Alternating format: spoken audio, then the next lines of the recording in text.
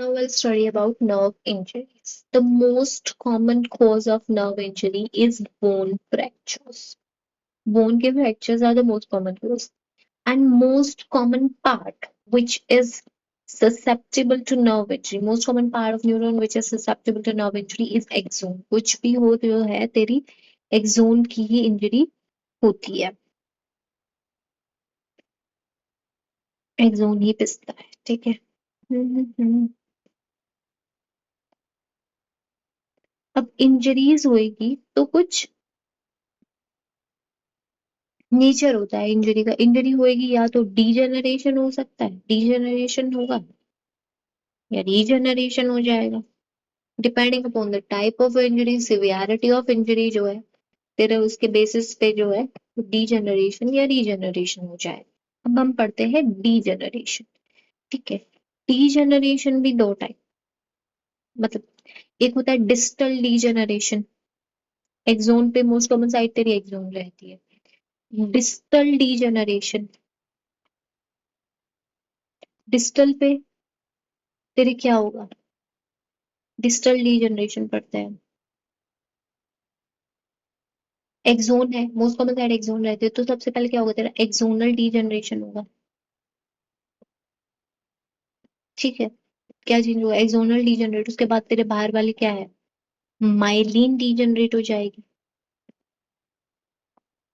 फिर इससे जो तेरा डेब्रिस निकलेगा, जो तेरा डेब्रिस निकल रहा है उसका क्या होगा, फेगोसाइटोसिस। फेगोसाइटोसिस ऑफ डेब्रिस मतलब क्लियरिंग साइट ऑफ इंजरी, मतलब क्या होगा, क्लियर करेंगे हम साइट ऑफ इंजरी। ये तेरा क्या हो रहा है, डिस्टल डीजनरेशन में होता है। डिस्टल डीजनरेशन सबसे अर्लीस्ट यही होता है, डिस्टल डीजनरेशन अर्लीस्ट मतलब विद इन 24 आवर्स जो है वो तेरा ये हो जाता है। इसी डिस्टल डीजनरेशन को ही हम क्या बोलते हैं, वलेरियन डीजनरेशन, वलेरियन डीजनरेशन बोलते हैं distal degeneration. Scientist called Valerian वल वैलर, उसके बेसिस उसके ओनर में हमने इसका नाम रखा है वलेरियन डीजनरेशन। उसके बाद डिस्टल डीजनरेशन हो गया।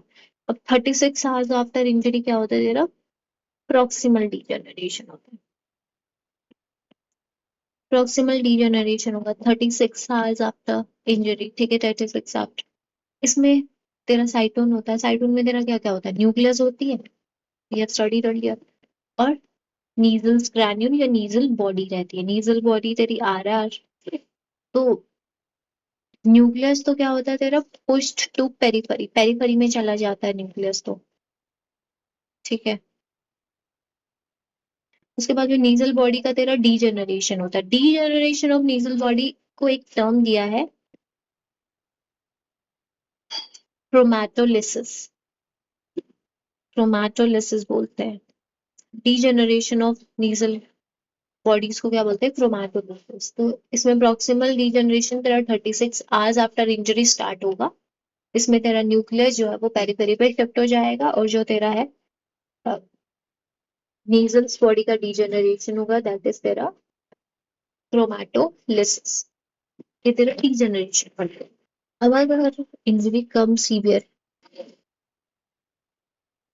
तो रीजनरेशन भी हो सकता है। तो रीजनरेशन जो है वो स्टार्ट होता है 90 आवर्स आफ्टर इंजरी।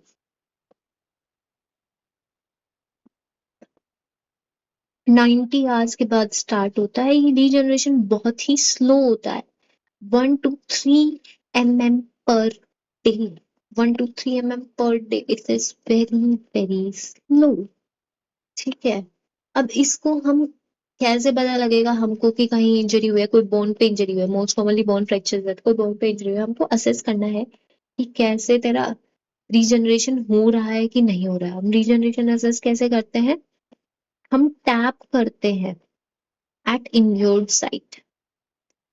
अगर टिंगलिंग सेंसेशन या इलेक्ट्रिकल सेंसेशन हो रही है उसको along the nerve distribution, ठीक है, तो टिंगलिंग सेंसेशन प्रेजेंट है तो मतलब गुड प्रोग्नोसिस है, ठीक है, गुड प्रोग्नोसिस है मतलब।